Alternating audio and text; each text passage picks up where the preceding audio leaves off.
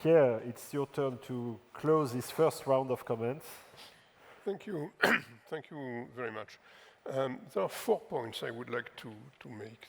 The first one is the centrality of domestic politics. In a way, we were in a world in which national politics was embedded in the vision of a global economy. It was taken for granted, and when the framework seems to collapse, then there is a lot of talk about how to maintain it. So in a way, domestic politics was governed by this vision of a globalized world economy. And this is not working any longer for a lot of reasons having to do with geopolitics, but also with a dissatisfaction within our countries about the results from globalization. And we need to move, at least traditionally, to a world in which the vision of the global economy is embedded in domestic politics, the reverse. It is how can domestic politics lead us to new rules of the game for the global economy? And this is a difficult question because, of course, the how that will happen depends on the country we sit in. And this process will take time, and I will come back to that. It has to be a transactional process. There is no other way. It cannot be an ideological process because the ideology is not shared. So we need to reconstruct an ideology of rules of the game, and that's a challenge before us. My second message is about the economics of globalization. A number of speakers have said, and I do agree, that globalization is still alive and kicking. And it is not only about trade and finance, by the way, it's about cultural exchanges, it's about the way research is conducted, increasingly internationally, it's about health.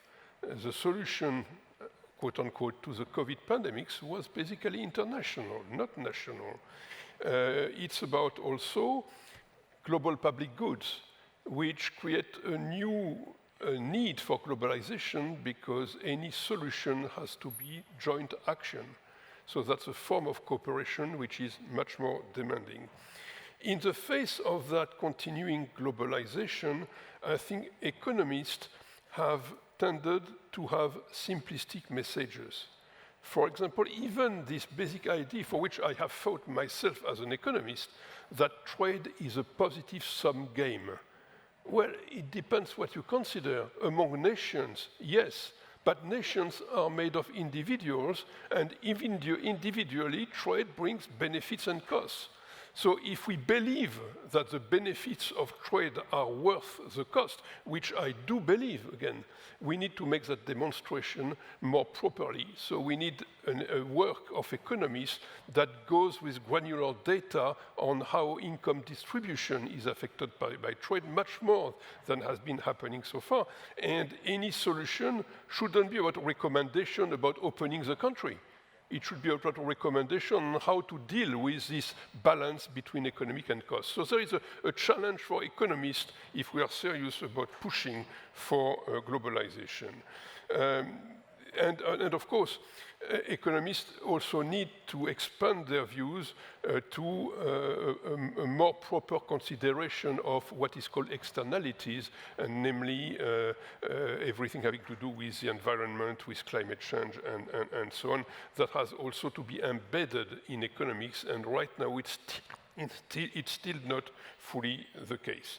My third point is that this again is a transition period in the sense that the former rules of the game are no longer acceptable or accepted, and they are no longer relevant for a lot of reasons. We need to build new what.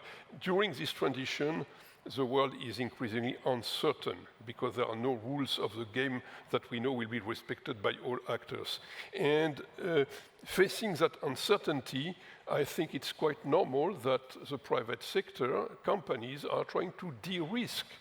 They're trying to go back to a world in which they can understand the risks that they take. Uncertainty is more difficult in the Knightian sense of the world because it deals with risks that are not quantifiable or that are of events that are unknown and that are likely to, or that there is a positive probability that they could happen. So de-risking is a response to uncertainty, and in that sense it's a response to the fragmenting movement of the world, much more than a cause for it. So of course, de-risking itself can make fragmentation more palatable. So there is a reverse action between fragmentation and de-risking. But de-risking can also contribute to globalization. For example, protectionist threats are responded by investment. If you think that the market is going to be closed to your products, then you invest to produce locally. And that's a new shape of globalization. It is not de-globalization. So in a way, in this transition, we are rebuilding another form of globalization, but globalization is still going to be with us.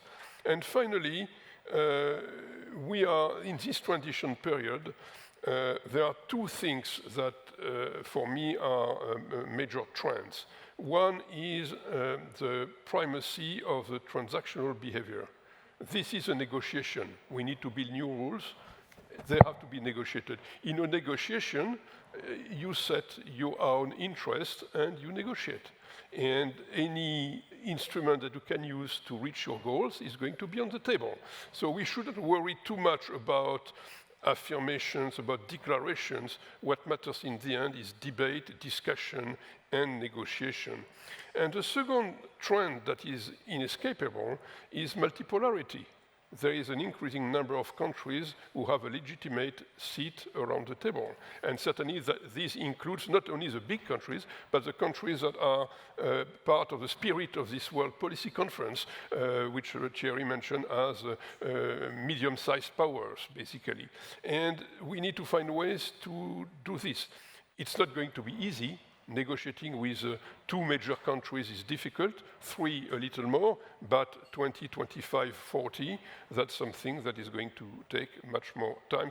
And this is why we need an intense dialogue on all these issues, but we should make a permanent effort to reconnect economics and politics, because the two get together. We as economists forgot that because we were living in a world in which geopolitics was stable, so we could ignore it. This is over, at least for some time. Let's rebuild a world in which high politics is stable once again. Thank you.